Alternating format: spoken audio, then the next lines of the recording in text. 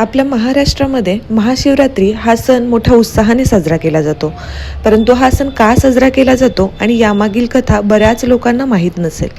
तर आपण पाहूयात यामागील कथा. भगवान शिव आणि देवी पार्वती यांचा विवाह हा हिंदू धर्मातील एक पवित्र आणि रोमांचक प्रसंग मानला जातो. त्यांच्या विवाहाची कथा पुराणांमध्ये विस्ताराने सांगितली गेली आहे. चला ती कथा जाणून घेऊया. भगवान शिव यांची पहिली पत्नी सती होत्या, ज्या राजा दक्ष प्रजापतीच्या कन्या होत्या. एके दिवशी दक्षाने एक भव्य यज्ञ आयोजित केला, पण त्याने शिवाला त्यासाठी आमंत्रित केले नाही. तरीही सती त्या यज्ञस्थळी गेल्या, पण तिथे दक्षाने भगवान शिवांचा अपमान केला. आपल्या पतीचा अपमान सहन न झाल्यामुळे सतीने यज्ञकुंडात उडी घेतली आणि प्राणत्याग केला. शिव अत्यंत दुःखी झाले आणि त्यांनी आपल्या जटेतून वीरभद्र नावाचा रुद्र अवतार निर्माण केला, ज्याने दक्षाचा यज्ञ उद्ध्वस्त केला. त्यानंतर शिव पूर्णतः वैराग्य स्वीकारून ध्यानस्थ झाले. सतीने पुढच्या जन्मात पार्वती म्हणून जन्म घेतला. त्या हिमालय राजाच्या कन्या होत्या. लहानपणापासूनच त्यांनी भगवान शिवाला पती म्हणून मिळवण्याचा निश्चय केला आणि कठोर तपश्चर्या सुरू केली. देवी पार्वतीने पर्वतावर जाऊन वर्षानुवर्ष उपवास करून पर्णहार, नंतर जलाहार आणि शेवटी वायूवर जगत भगवान शिवाची आराधना केली.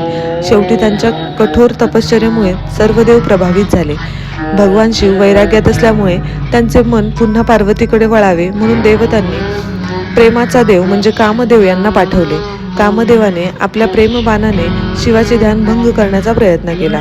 यामुळे शिव अत्यंत क्रोधित झाले आणि आपल्या तिसऱ्या नेत्राने कामदेवाला भस्म केले. यामुळे कदाचित पत्नी रती दुःखात बुडाली, पण नंतर शिवाने तिला आश्वासन दिले की कामदेव पुन्हा जन्म घेईल. शेवटी पार्वतीच्या तपश्चर्येने भगवान शिव प्रसन्न झाले आणि त्यांनी पार्वतीला पती म्हणून स्वीकारण्याचे मान्य केले. देवतांनी मोठ्या आनंदाने हा विवाह साजरा करण्याची तयारी केली. शिवांनी वरातीसह हिमालय राजाच्या दरबारात प्रवेश केला. ही वरात अनोखी होती. त्यात शिवांचे गण, भूत, प्रेत, नाग आणि अनेक विचित्र जीव होते. त्यांचे रौद्र रूप पाहून पार्वतीची आई घाबरली, पण पार्वतीने सर्वांना शांत केले. विवाह सोहळा अतिशय भव्य झाला. भगवान विष्णू, ब्रह्मदेव आणि सर्व देवता यावेळी उपस्थित होते.